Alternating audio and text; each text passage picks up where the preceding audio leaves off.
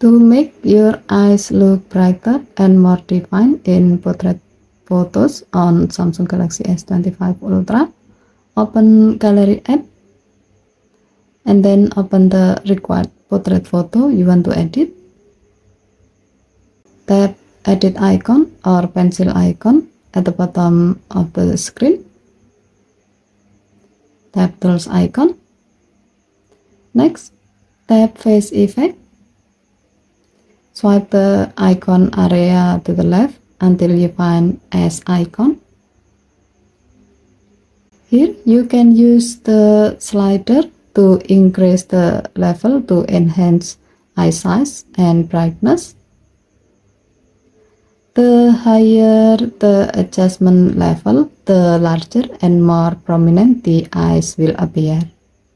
If you are happy with the result, tap done button and then tap save to save the change. Given to the function, enhancing the eyes in portrait photos help them look brighter, sharper and more expressive, adding more focus to facial features.